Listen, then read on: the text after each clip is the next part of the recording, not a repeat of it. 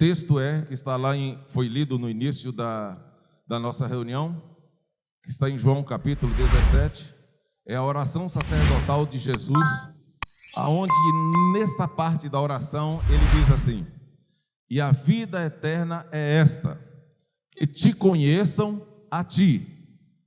Em algumas traduções diz assim: a ti só. Mas vamos ler como está ali: que te conheçam a ti, o único Deus verdadeiro, e a Jesus Cristo, a quem enviaste. Aquilo que nós lemos é um resumo de toda a mensagem de hoje, que nós tentaremos transmitir aos irmãos.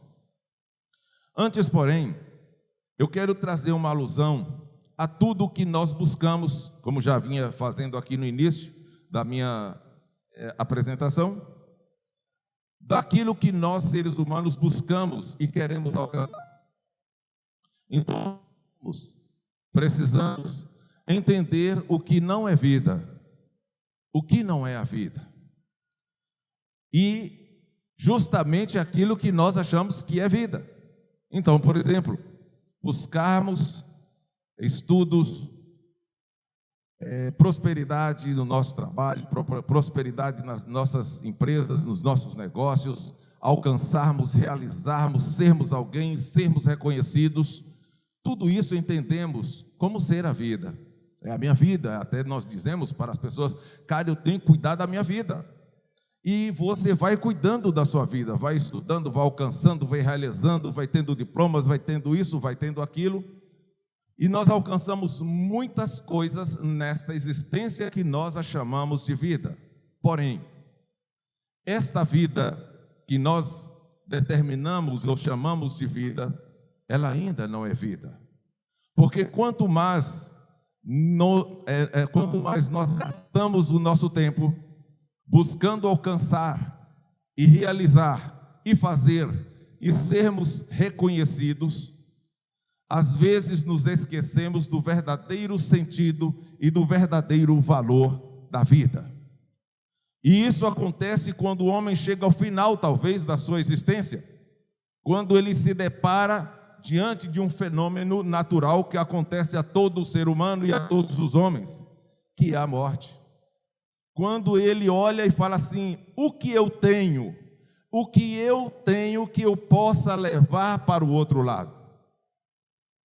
A gente já conhece histórias de reis poderosos, famosos e outros também grandes, inclusive Alexandre o Grande foi um destes. Ele pediu que quando morresse ficassem as suas mãos para fora do caixão, enquanto era transportado até o túmulo, para que todos vissem que ele não estava levando nada, porque ele foi conhecido como um grande conquistador. E às vezes nós conquistamos também muitas coisas, todos nós, independente, uns de uma forma, outros de outra, né? Alguns conquistam no mundo material, outros conquistam mais no mundo intelectual, outros conquistam fama, outros conquistam talentos, e assim muitas coisas são alcançadas. Mas o mais importante a ser alcançado, precisamos entender que não são essas coisas. Precisamos alcançar algo que talvez não está ao alcance das nossas mãos e dos nossos esforços físicos. Apesar de que precisamos dedicar, sim, o nosso tempo, a nossa vida e os recursos que temos a alcançarmos e a encontrar a vida eterna. Meus amados, mas o homem, principalmente nós, na nossa vida natural e cotidiana, eu falo do homem como não apenas como igreja, mas eu falo do homem como um todo. Ele passa toda a sua vida e todo o seu tempo querendo encontrar algo que dê a ele uma realização, algo que dê a ele um diferencial. E quando ele descobre que essa sua existência durante toda a sua vida não levou a nada, ou ele não conquistou nada, porque não vamos aqui usar todos os textos que nós já usamos e aqui já foi ministrado, de que realmente o maior bem que o homem constrói, que o homem não é material, o que ele tem a apresentar diante de Deus quando ele se vê nessa situação na hora da morte? Aí ele descobre que ele precisa de apenas uma coisa: Ele descobre que apenas a existência dele durante toda a vida não representa nada se ele não tiver a vida eterna. E como é que ele sabe que tem a vida eterna? Porque o homem foi feito para ter vida eterna, mas não em si mesmo, mas sim no nosso Senhor e no nosso Salvador. Então vamos adiante. Eu quero ler com vocês um trecho que está em 1 Reis, capítulo 18, versículo de 26 ao versículo 39. 1 Reis, capítulo 18, versículos de 36 ao versículo 39. Ainda estamos na introdução do que nós queremos apresentar. Podemos ler? Ali, já está no telão aqui. No devido tempo, para se apresentar a oferta de manjares, aproximou-se o profeta Elias e disse: Ó Senhor, Deus de Abraão, de Isaque e de Israel, fique hoje sabido que tu és Deus em Israel, e que eu sou teu servo, e que segundo a tua palavra fiz todas estas coisas. Responde-me, Senhor, responde-me, para que este povo saiba que tu, Senhor, és Deus, e que a ti fizeste retroceder o coração deles. Então caiu fogo do Senhor, e consumiu o holocausto e a lenha, e as pedras e a terra, e ainda lambeu a água que estava no rego. O que vendo todo o povo, caiu de rosto em terra e disse: O Senhor é Deus, o Senhor é Deus.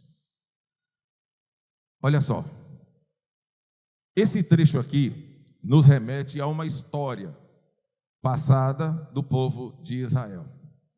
Naquele tempo, quem era rei em Israel era Acabe e Jezabel, a sua esposa, a rainha. Esses dois reis, principalmente a rainha Jezabel, e ela não era israelita, ela era sidônia, né, um país vizinho, havia corrompido todo o povo de Israel, fazendo com que eles se esquecessem. Não foi da noite para o dia, isso aconteceu ao longo de um tempo. O povo havia se esquecido de quem era Deus, de quem era o Senhor que cuidava do povo de Israel.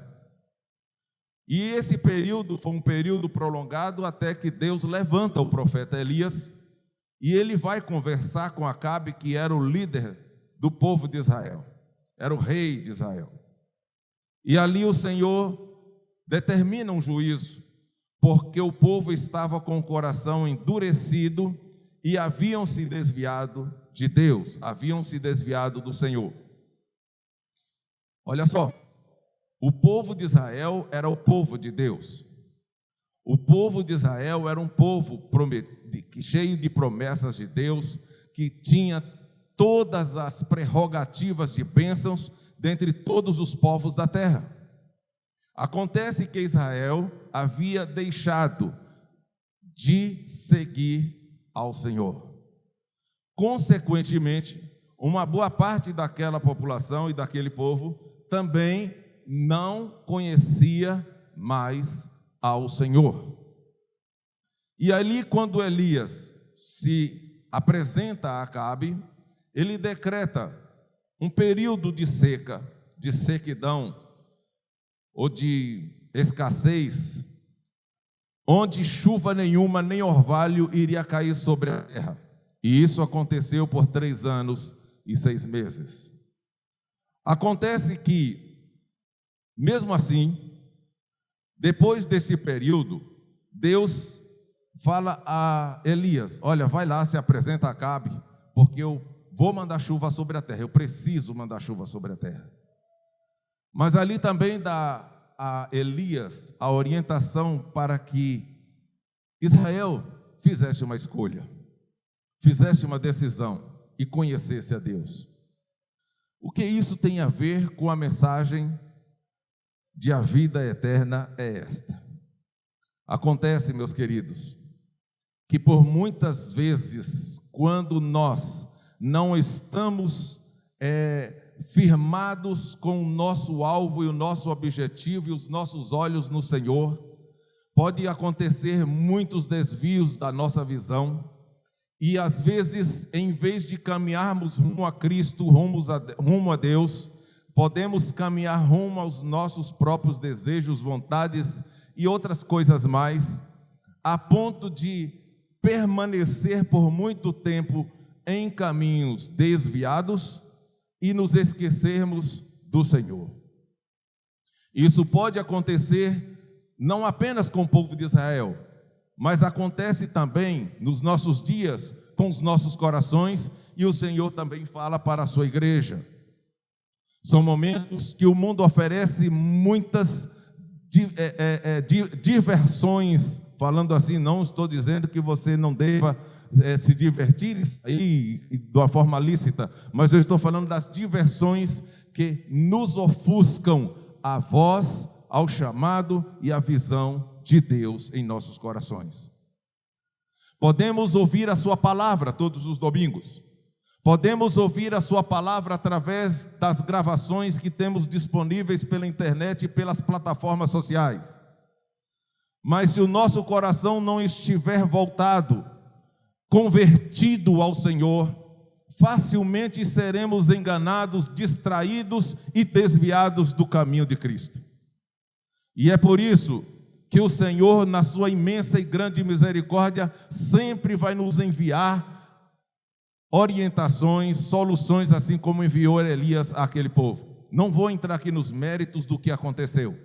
Eu quero apenas mostrar uma sombra, uma comparação do que aconteceu com o povo de Israel e do que acontece conosco, com a igreja, e do que precisamos fazer. E ali, quando Israel foi congregado ao Monte Carmelo para que Elias conversasse com eles, e ali Elias apresenta, esse aí está no texto anterior, depois se os irmãos quiserem, peguem e vão ler sobre esse texto, sobre essa passagem. E Acabe também estava ali, e Elias disse a Acabe: também traga-me os 450 profetas de Baal, ou melhor, os 400 profetas de Baal e os 450 profetas de Azerá, que era um outro deus, que também comem na mesa de Jezabel. Traga tudo, manda para cá. E ali Elias desafia aqueles profetas a que eles mostrassem para a população que eles haviam enganado, para o povo de Israel que estava sendo enganado, de que aqueles deuses, Baal, Asterote, Moloque, sei lá mais o que, fossem e se manifestassem como Deus. O incrível que eu pensei aqui, irmãos, eu pensei, na verdade, nós pensamos, se você parar para pensar, como nós somos facilmente enganados pelos deuses estranhos. Eu não estou falando dos deuses estranhos lá naquele tempo, não. Os deuses estranhos que às vezes corrompem nosso coração aqui da presença de Deus. É facilmente. Ontem, eu acho que foi ontem, eu conversando com meu irmão, ele falando que, eu acho que foi com meu irmão, como é que ele ouviu de alguém, como é que Deus, ele trata com a sua igreja. Ao mesmo tempo ele fala assim: olha, é muito fácil o diabo nos fazer com que a palavra que é ministrada aqui, ela facilmente saia do nosso coração. Quando você chega em casa, você já faz alguma coisa ali que você já se distrai totalmente e a palavra é arrancada. Lembra da parábola do semeador? A parábola do semeador fala algo parecido. Quando a gente é distraído pelas coisas e os cuidados do mundo, facilmente essa palavra é arrancada do nosso coração. E aí a nossa preocupação está voltada para as coisas que perecem, as coisas que passam, as coisas que realmente damos importância, e são importantes naquele momento, mas a mais importante de todas deixa acontecer na nossa vida. E aí, quando a voz do estranho, ela engana facilmente os nossos corações e ficamos corrompidos, ficamos cegos, ficamos sem saber para onde ir e quem é o Deus verdadeiro. Acontece que quando esse desafio foi feito, e ali muitos achavam que realmente aqueles deuses falsos iriam manifestar o seu poder e mostrar que eles eram deuses. E Elias, o profeta do Senhor, tem uma paciência tremenda. Ele espera o dia passar, até que eles tentaram de tudo para mostrar que eles, aqueles deuses, eram deuses, e nada aconteceu. Mas quando ele se volta para Deus, quando ele chama o povo, ele falou assim: chegai-vos para mim, chega para cá. Ele vai fazer a reparação do altar do Senhor, que estava quebrado. E ali, depois de tudo feito, ele coloca ali o holocausto, o sacrifício, e ele não taca fogo. Ele simplesmente recorre ao Senhor em oração. O que nós estamos apresentando para o Senhor nos nossos dias, hoje?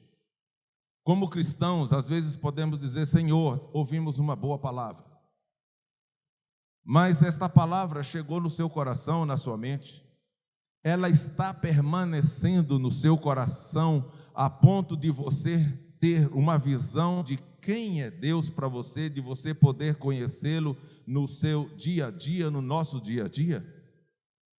Se isso não está acontecendo, precisamos também aqui, vou usar a ilustração, isso aqui é só a introdução, irmãos, calma aí, viu? Só para você entender o que a seriedade da mensagem.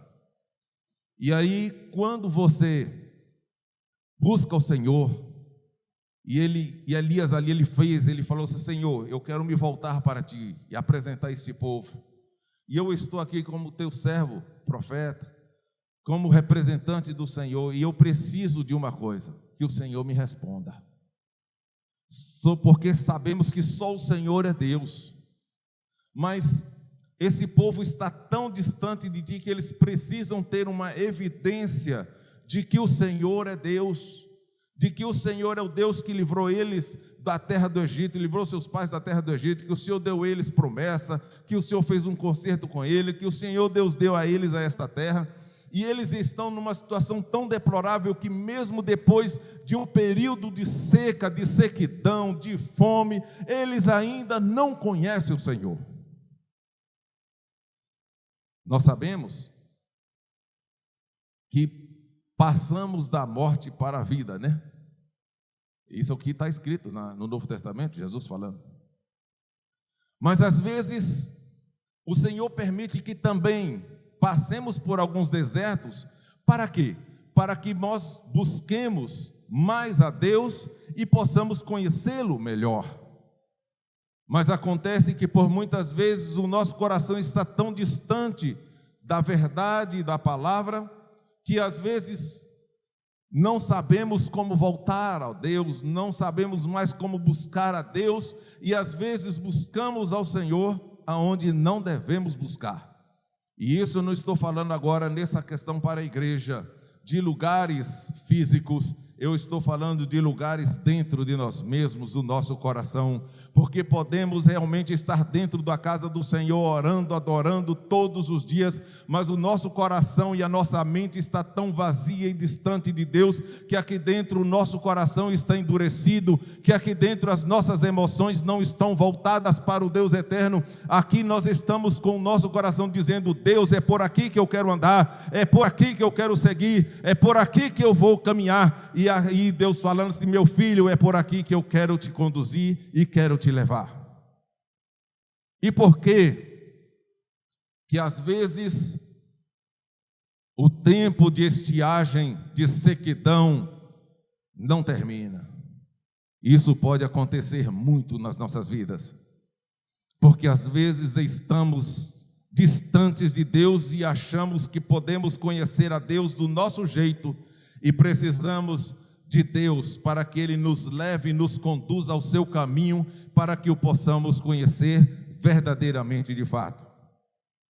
Somente quando os filhos de Israel, quebrantados por aquela situação, e até mesmo pela vergonha de não terem os seus deuses aos quais eles estavam seguindo, acreditando que eram deuses, depois daquele desafio eles viram: alguma coisa errada está acontecendo com a gente. Oxe, por que esses deuses aqui já passou o dia inteiro e nada acontece, eles não derramam fogo sobre o holocausto? Aí Elias disse: venham para cá então, voltem-se para aqui, venham aqui. E ele mostra o caminho que o povo deveria ter, que as pessoas, que nós precisamos primeiramente reparar dentro de nós mesmos o altar do Senhor.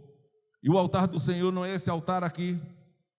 Não é às vezes as coisas que se dizem por aí nas religiões, que é deixar de fazer isso, ou deixar de fazer aquilo, ou fazer aquilo outro, mas é sim, quando o nosso coração contrito e quebrantado, cheio de humildade, se curva perante Deus, quando eu consigo entrar dentro do meu aposento, e o aposento espiritual, que é a sua mente, o seu coração, e pode ser também um aposento físico, porque você não vai se apresentar para mostrar aos outros o que está acontecendo, mas você vai entrar em contrição com Deus e se apresentar: Senhor, eis-me aqui, me revele a tua vontade, a tua palavra, e se dê a conhecer a mim, porque eu preciso do Senhor.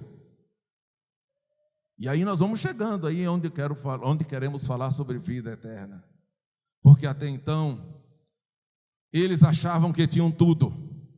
Voltando lá ao povo de Israel, eles achavam que tinham tudo, que eram os filhos da promessa, que eram os filhos de Deus, que tinha tudo e acontecia, mas algo dizia que eles não estavam bem. Aquela seca, e Deus permitiu que isso acontecesse para mostrar que eles não estavam bem e não estavam em comunhão com Deus, não conheciam o Senhor e estavam caminhando não para a vida, mas para a morte. E aí, somente quando há manifestação da evidência do poder da vida, mesmo no Velho Testamento, fogo de Deus caiu do céu e consumiu o holocausto. Nós todos aqui, irmãos, não podemos ser como pedras que a palavra bate e volta. Nós precisamos, por mais que tenhamos a convicção e a certeza de que o Senhor nos ama, de que Jesus já morreu por mim, de que Ele me deu e me concedeu a vida eterna, é necessário tomarmos posse da vida eterna, é necessário tomarmos posse da palavra de Deus.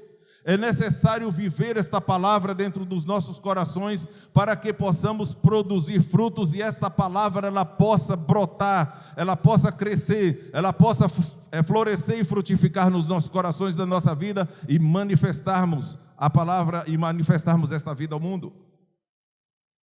E acontece que por muitas vezes nós oramos, nós buscamos, mas oramos, está tudo indo bem, está tudo tranquilo, está tudo dando certo, e aí acontece, se Deus quiser abençoar, que abençoe, se não quiser abençoar também, a vida está correndo. Não é assim que acontece com a maioria de nós, e por muitas vezes com todos nós. E ali Deus permite às vezes que alguns desertos aconteçam na nossa vida. Não estou dizendo que todos esses desertos têm essa condição, não é isso. Mas há situações em que realmente é isso.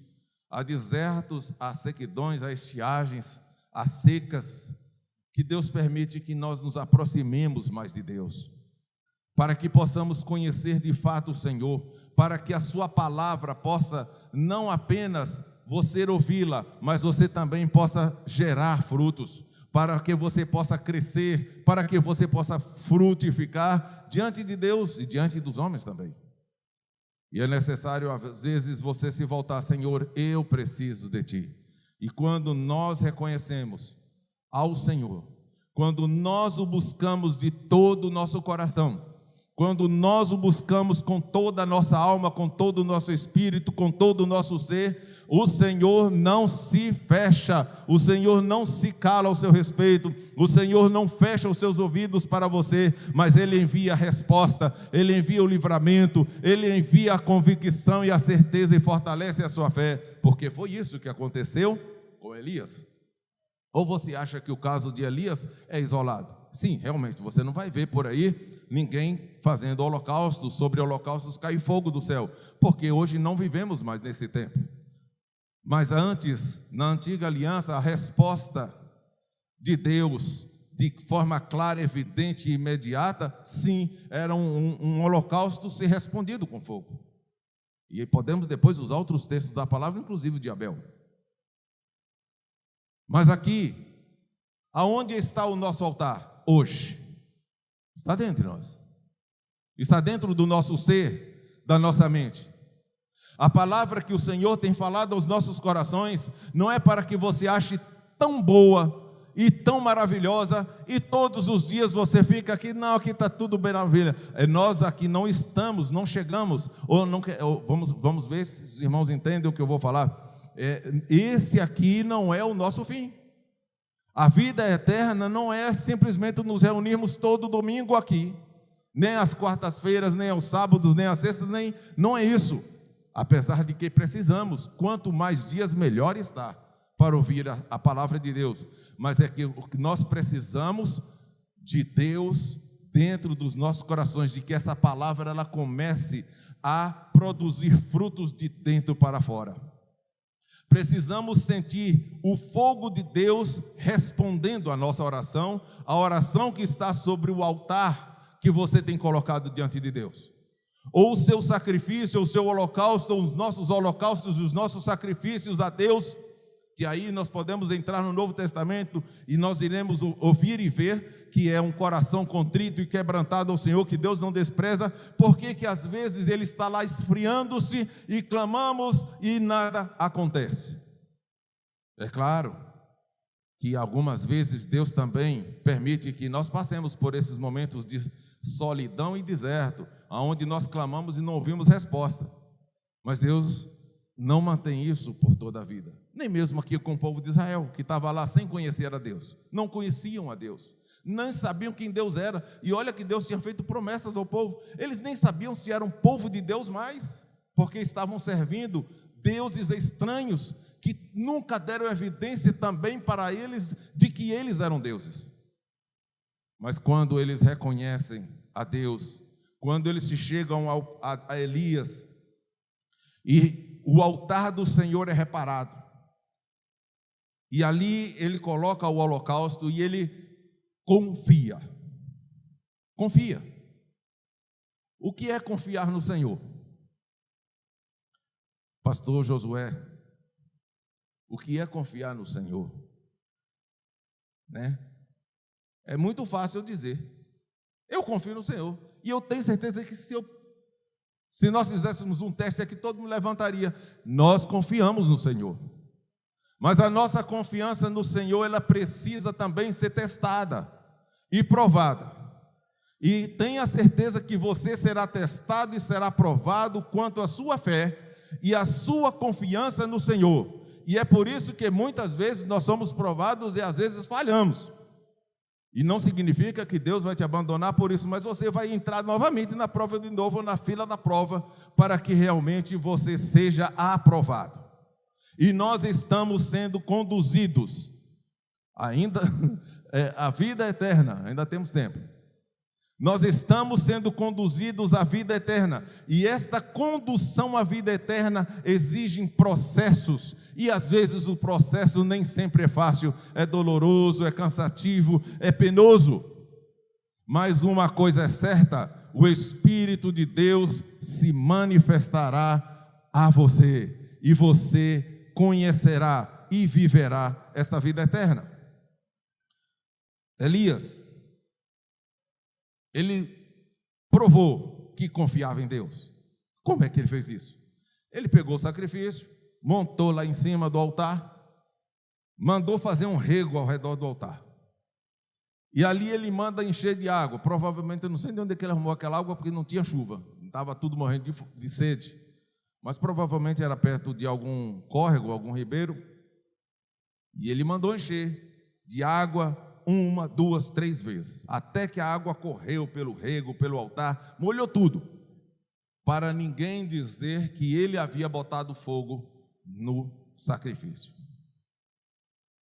Quando estava bem encharcado, bem molhado, e o rego ali estava cheio de água, inundado, ele ora. Ele ora com convicção, com certeza, com a confiança no Deus que ele servia, no Deus vivo e no Deus eterno. E ele sabia que seria respondido. Não, ele estava consciente porque ele era profeta. Não foi isso que ele fala. Ele fala assim: não, Senhor, não é por causa de dizer eu te peço, é que isso fique claro que eu sou teu servo. Mas esse eu sou teu servo aqui não era de orgulho de Elias, não.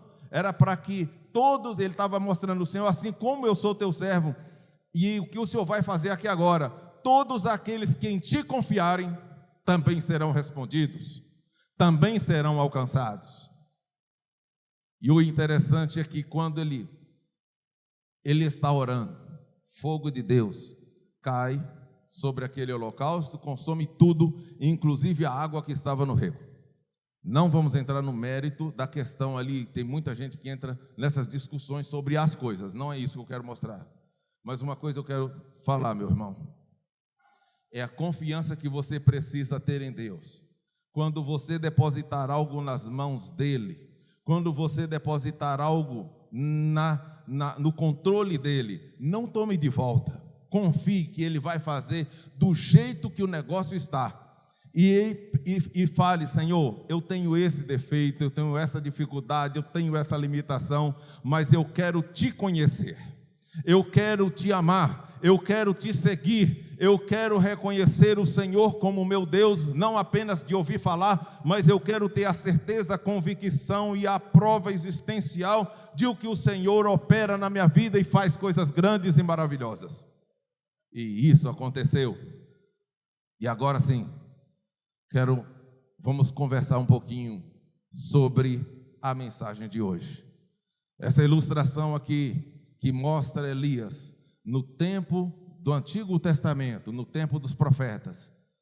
Hoje, a mensagem do Senhor Jesus para as nossas vidas é de que o podemos conhecer, o podemos reconhecer, todas as vezes que o buscarmos com o nosso coração quebrantado, contrito e desejoso por alcançá-lo, e não com o coração orgulhoso e altivo. Às vezes achamos que temos todas as coisas e que talvez, mesmo dizendo que precisando, mas o nosso coração lá no interior diz: não preciso de nada disso, porque eu já tenho tudo.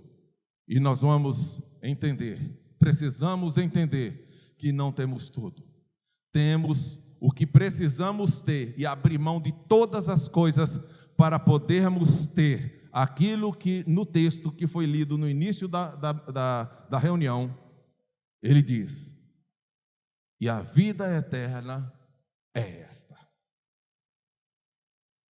que te conheçam, a ti, o único Deus verdadeiro, e a Jesus Cristo, a quem enviastes. Essa oração e essa frase, quem fala é o próprio Senhor Jesus na sua última oração, e ela é chamada de a oração sacerdotal, porque ele ora não apenas pelos seus discípulos que estavam ali de corpo presente, como ele diz lá na frente: eu também oro por aqueles que pela sua palavra hão de crer em mim, e estes somos nós. Nós não cremos em Cristo Jesus e ouvimos primeiramente o Senhor pela palavra dos apóstolos que estão aqui nas Escrituras, sim ou não? Sim. Então a oração do Senhor Jesus nos alcança, e a vida eterna, ela é concedida a todo aquele que precisa e que busca e que quer e que ama o Senhor e se entrega a Ele de todo o coração e vem a Ele. Porque Ele concede isto, não apenas a alguns, mas a todos. Essa concessão a todos, como falei. Aí, acontece que, porventura, muitos de nós podemos pensar assim: se Ele deu a todos, o que eu preciso fazer mais? Não, pastor José? Não preciso fazer mais nada, eu já tenho tudo. Mas nós vamos descobrir que a vida eterna é concedida e dada assim a todos. Mas precisamos tomar posse dela, porque senão a morte continua a reinar nos nossos corações e em nosso ser, em nossa vida. E esse tempo que ele é finito, e esse tempo que ele é temporal, que é o tempo de todos nós aqui estamos, a maioria dos irmãos aqui são jovens, né? Todo mundo bonito, tranquilo. Jovem é mais perigoso ainda, né? Porque fala assim: que negócio de morte, de dor. Às vezes o pai, o tio fala alguma coisa que está com uma dor não sei aonde, ele fala: esse é o senhor que já está ficando velho, não é? E eles esquecem que vai passar por aquilo também. Aí depois começa lá na frente, né, a pensar e fala assim: rapaz, já estou sentindo algumas limitações, não era como antes. E aí você começa a pensar: o que eu fiz da minha vida? Eu fiz muita coisa, estudei, tenho diploma, tenho isso, tenho aquilo, tenho casa, tenho fazenda, tenho um monte de coisas, tenho fama, tenho notoriedade. Mas você começa a pensar: e depois que eu morrer, o que vai acontecer? Para onde é que eu vou? E aí precisamos, como o Senhor Jesus, ele disse, ajuntar tesouros na vida eterna. E como é que eu faço isso? Como nós fazemos isso? Por que o homem não tem valorizado a vida eterna? Ou ele às vezes nem sabe o que é isso? Pode ser que a gente mesmo aqui, nós estamos aqui, talvez não saibamos o que é a vida eterna. O que é viver eternamente? É viver depois da outra vida lá com Jesus, sentado numa nuvem, tocando harpa e pronto, acabou. Ou o outro, se eu não tenho a vida, vai lá para o inferno, né? Aí, o pastor Alexandre gosta de brincar muito com isso. Tem um Satanás lá com um espetão enfiando em você a vida toda. E resume-se a essas coisas. A vida eterna, ela precisa ser sentida, ela precisa ser vivida enquanto aqui nesta terra nós estamos. E ela precisa começar a jorrar e a brotar dentro de você, quando Jesus, ele disse lá naquele último dia da festa, a festa dos tabernáculos, se não me engano é João 8, ele diz assim: se alguém tem sede, venha a mim e beba. Se alguém crê em mim, como diz a Escritura, rios de água viva fluirão do seu interior. Olha, meus queridos, voltando lá para a história de Elias, apesar de que agora já estamos aqui no Novo Testamento, vocês sabem o que aconteceram quando o povo se curvou perante Deus, quando viu o fogo descer, e eles disseram: só o Senhor é Deus, só o Senhor é Deus? O que aconteceu depois? Naquela mesma noite, houve uma chuva abundante sobre toda a terra. A chuva, né, em representação, chuva abundante significa graça e vida do Espírito Santo de Deus. E olha quando nós reconhecemos o Senhor na nossa vida, olha só o que Jesus disse: a vida eterna é esta, 2 pontos, é o que ele vai dizer. E o que é essa vida eterna? Nós precisamos conhecer a Deus como o único verdadeiro, porque às vezes nós conhecemos Deus, ouvimos falar de Deus, o nome dele está na nossa boca todos os dias, mas quando somos provados, quando somos testados, quando realmente a nossa fé é posta em prova, não demonstramos que confiamos e nem conhecemos a Deus. E lembre-se, você foi chamado por Deus, e Ele te levou a Jesus Cristo, que nós precisamos seguir. Quando eu estou falando aqui, eu creio que os nossos bispos e cooperadores, quando ministram, nós ministramos a nós mesmos. Esta falha, esta palavra tem que entrar e chegar primeiro no meu coração, para que também chegue ao coração dos irmãos, para que chegue ao coração dos outros que posteriormente estarão ouvindo a palavra de Deus.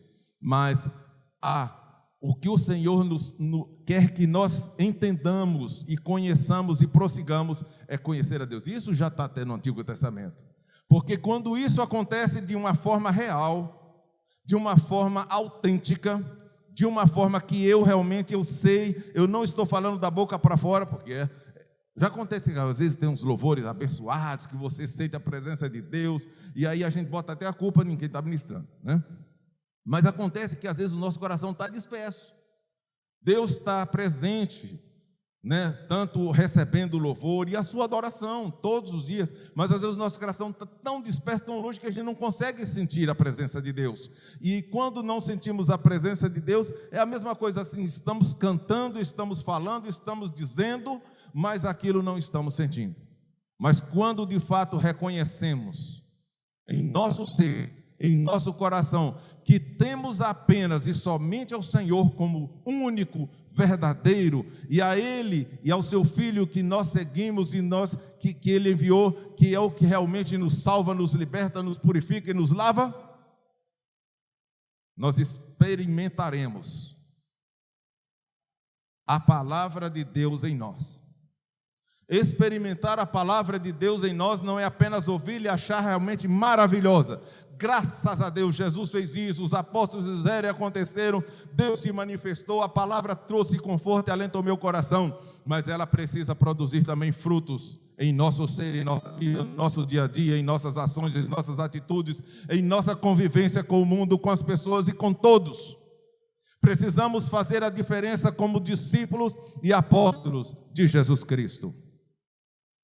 O homem, enquanto é escravo do pecado e da morte, ele vive como se tudo estivesse bem. Precisamos pensar não desta forma, mas precisamos pensar que o Senhor Jesus, Ele nos liberta. A primeira coisa, quando Ele nos liberta, você enxerga a luz. Não é isso que já nos foi ministrado? Você enxerga a luz de Cristo. E quando você é chamado de Deus, quando você é filho de Deus, você recebe a luz, você vê a luz, você segue a luz. Aquele que não é de Deus, o que é que ele faz? Foge da luz. Então a primeira coisa que precisamos acontecer, como encontrar a vida eterna? Indo a Jesus, Ele é a luz. É simples. Depois você guarda para ler aí João capítulo 6, versículo 68 e João 11, versículo 25, quando ele diz assim: eu sou a ressurreição e a vida, quem crê em mim, ainda que esteja morto, viverá. Isso foi quando Lázaro estava morto, e ele fala para Marta e Maria, suas irmãs. Como encontrar a vida eterna? Ouvindo a Cristo. Isso que nós fazemos quando você é conduzido, principalmente aqui, né, ao local de reuniões, e também na sua casa ou a qualquer outro lugar para ouvir a palavra de Deus, é o Espírito Santo de Deus trabalhando em você. Vem a mim, você sente a necessidade de vir, de ouvir a palavra de Cristo, e aí quando você ouve a palavra de Cristo pode trazer libertação? Sim, claro, ela liberta. Acontece que é necessário ouvir a palavra de Cristo e reconhecê-lo, e conhecê-lo. Muitos ouviam as palavras de Cristo quando ele pregava, quando ele ministrava, e eram todos que acreditavam? Não, eram muito poucos, porque lhes faltava o conhecimento, a visão de reconhecer o Senhor. Jesus falou que as minhas ovelhas ouvem a minha voz e elas, muito bem. E se você não seguir a Cristo, talvez você ainda não tenha reconhecido o Senhor. Depois que você ouve a Cristo, é necessário crer no Filho e no Pai, porque o Filho e o Pai estão ligados, porque o Pai envia o Filho manifesta o Pai, e o Filho cumpre e realiza as obras do Pai, aonde? No coração, na vida de todos aqueles que creem. E ele faz essa diferença.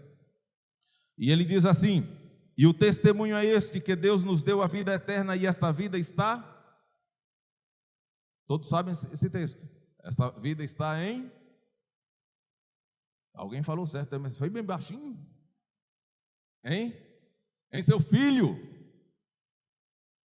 Olha só, é necessário eu acreditar. Antes, o povo de Israel, eles buscavam que Deus mandaria enviar, e o Messias, aquele que era o revelado, o ungido de Deus, mas quando ele veio, eles não o reconheceram.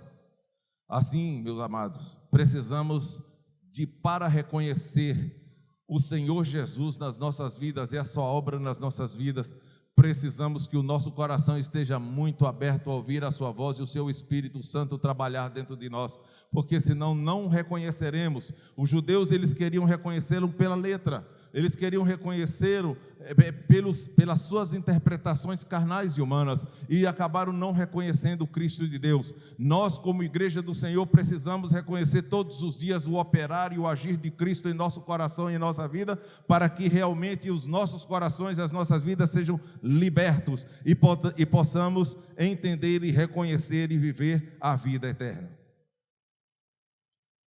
E o que mais precisamos fazer? Uma vez que estamos caminhando, precisamos também trabalhar no reino. O ceifeiro recebe desde já a recompensa. João capítulo 4, versículo 36. João 4, 36. E diz assim: o ceifeiro recebe desde já a recompensa e entesoura o seu fruto para a vida eterna. Deste modo se alegram tanto o semeador como o ceifeiro. E ele diz ainda, em Gálatas 6:8: porque o que semeia para a sua carne, da carne colherá a corrupção, mas o que semeia para o Espírito colherá o quê? Amém. Vida eterna. Então aqui há também uma plantação. Há também uma evidenciação. Quando eu alcanço, eu conheço a vida eterna, sigo a vida eterna, creio na vida eterna. E a vida eterna nós estamos falando de quem? Do Pai e do seu Filho, Jesus Cristo. E isso agora eu preciso evidenciar que eles estão em mim, que o Senhor está nas nossas vidas, através do nosso trabalhar, através da nossa plantação.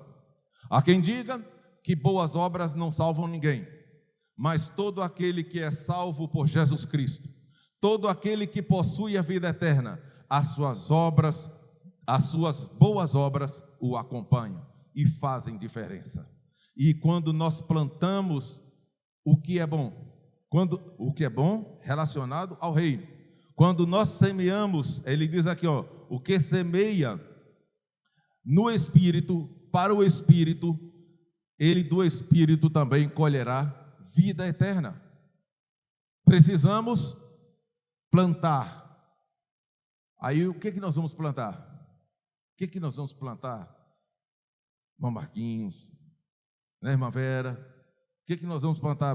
Bispo Josué, irmão Marcinho, os nossos cooperadores, nossos bispos. O que nós vamos plantar?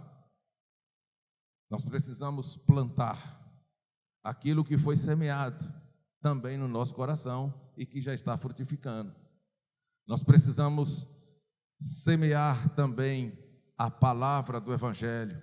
Nós precisamos anunciar as boas novas. Nós precisamos viver e anunciar e também manifestar o amor de Deus em nossas vidas ao nosso próximo.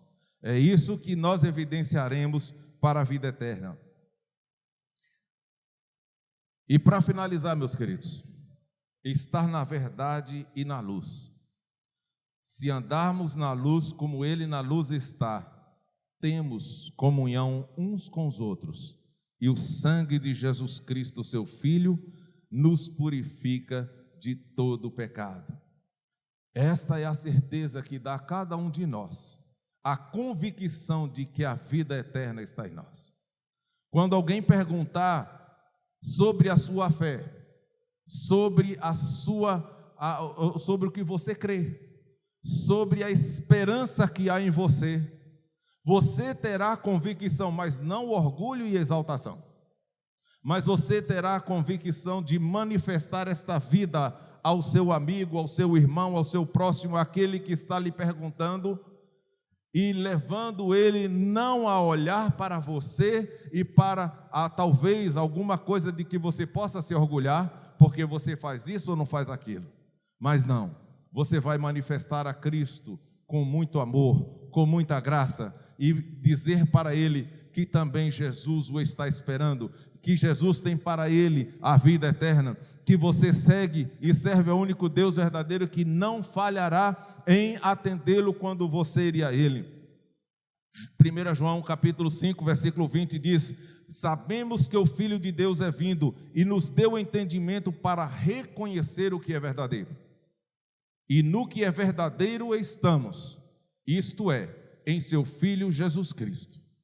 Este é o verdadeiro Deus e a vida eterna.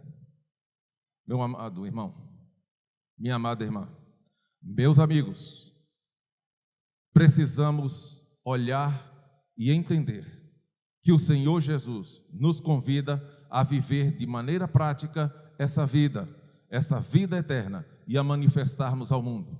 Porque se Ele foi enviado pelo Pai a este mundo, assim também Ele nos envia ao mundo, como verdadeiros discípulos, tendo a certeza de que não devemos nos embaraçar com as coisas desta vida, mesmo que dela precisamos e nela vivemos, mas a mais importante de todas as coisas, de todo o valor, de toda a preciosidade, de toda a riqueza que se possa existir, é quando eu busco esta vida eterna. E esta vida eterna você pode encontrar quando você vai a Cristo Jesus e Ele te leva ao Pai. E quando você está no Filho e no Pai, você tem a certeza e a convicção de que nada te falta e de que o Espírito Santo de Deus te preenche e te completa em toda a sua vida e em toda a sua existência. Que o Senhor Jesus nos abençoe, que Ele nos guarde e que Ele nos prepare para que possamos estar em pé na sua vinda, que está muito próxima. Não sei se os irmãos acreditam, mas saiba que o Senhor Jesus está muito próximo a voltar. E precisamos, como Ele disse, estai, pois, havidos por dignos de evitar as coisas que estão para acontecer e de poder estar em pé diante do Filho do Homem. Esta é a palavra de Deus para os nossos corações nesta manhã. Que o Senhor nos abençoe, que o Senhor nos ajude. Graças a Deus.